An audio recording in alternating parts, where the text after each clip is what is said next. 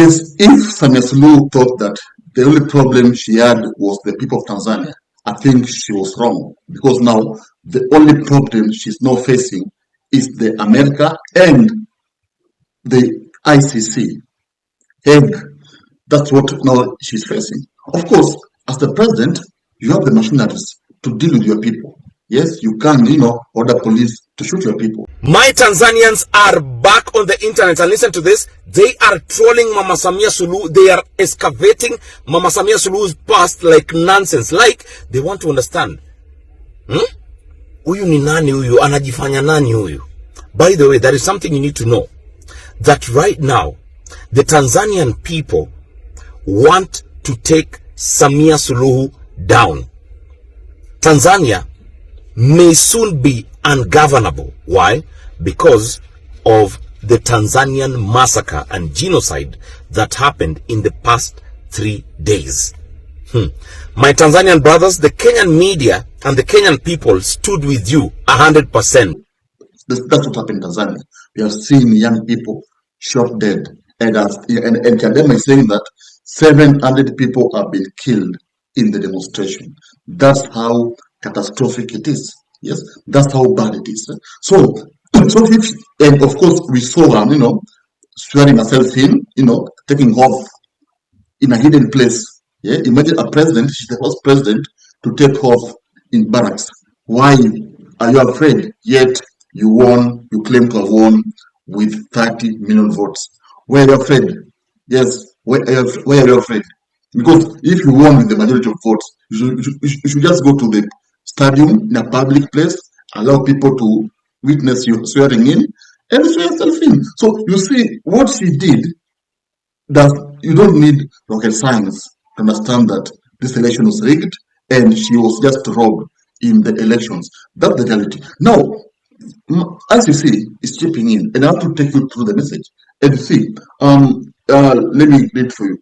ICC launches preliminary examination into post-election deaths in Tanzania.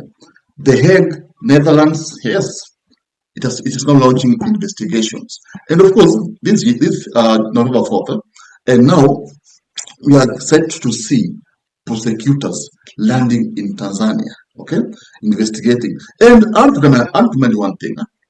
In this case of Tanzania, you see, we have seen ICC investigating getting other countries. For example, in Kenya, in 2007-2008 violence, whereby Kibaki allegedly rigged the elections and, of course, stole Raila Odinga's votes. And, of course, that led to skirmishes and people really killed each other.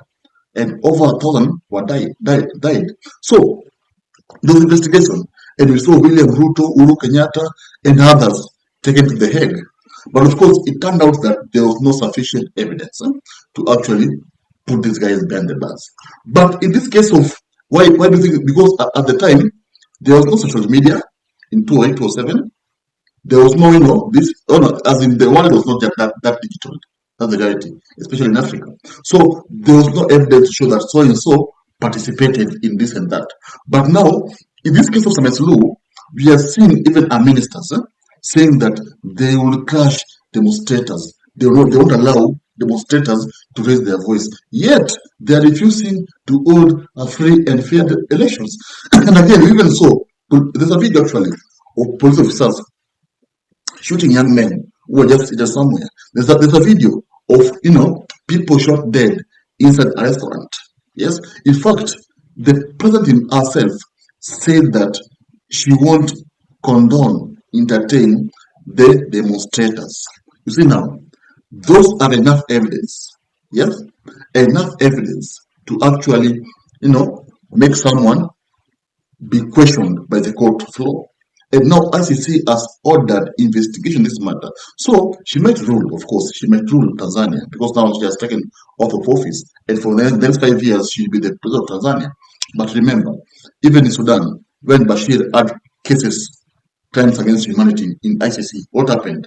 The ICC did the case in his absence and ordered arrest warrant, and Bashir could not go to any country. Yes, except Africa. There are some countries he couldn't go. He couldn't go to America and other countries. So that's how ICC works. If you're the head of state, you have that ego that you are in power. They leave you, but they do the case. Then they order arrest warrant. The moment you will leave office, they'll come for you. Yes, they come for you. They can even order. They can even say. They can even say, give a sentence of death sentence. We saw just recently. Yes, someone was given death sentence. Yes, that's how serious it is. So it is not a joke to actually mess with people's lives. And I don't know what's wrong with people in power. No, think that when you're in power, you're untouchable. You can easily order people to be killed. Yes, you can just say police officers go and shoot those people. You don't know the repercussion. You don't know what will happen after this. You don't know how the Hague will handle this matter because they'll come for you. And now, what happened in Tanzania?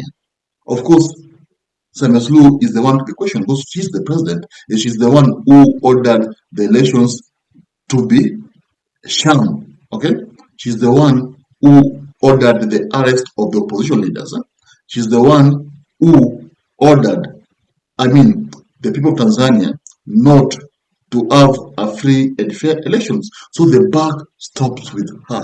That's why the ICC is now investigating her, and actually, very soon you will see ICC, summoning her.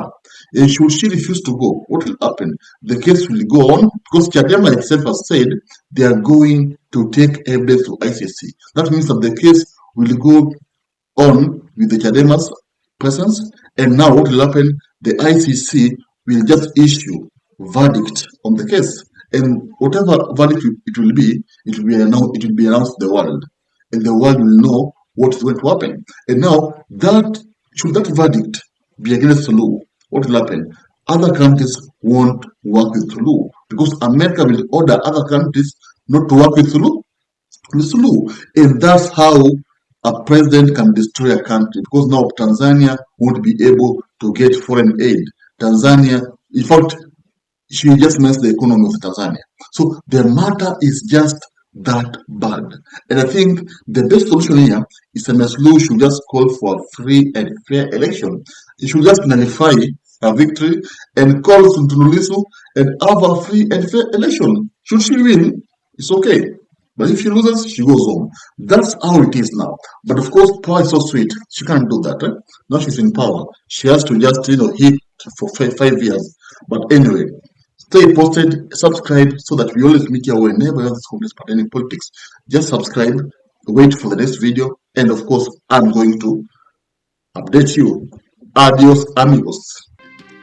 If you love politics, then Dr. Politica is your cup of tea. The place for minds that think. If you are watching this from anywhere else, search the name, hit subscribe, and stay sharp with us.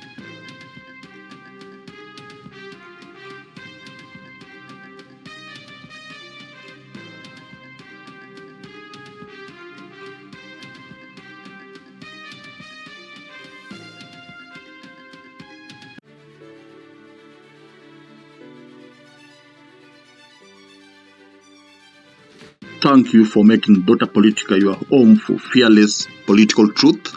Every view, every like, every share fuels the fire behind the hours of research, filming, and editing we pour into each episode.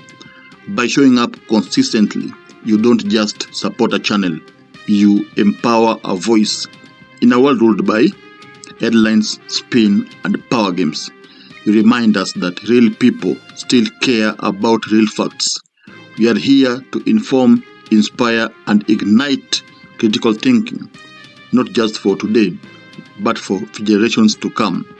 You are not just a viewer, you are the reason this platform exists.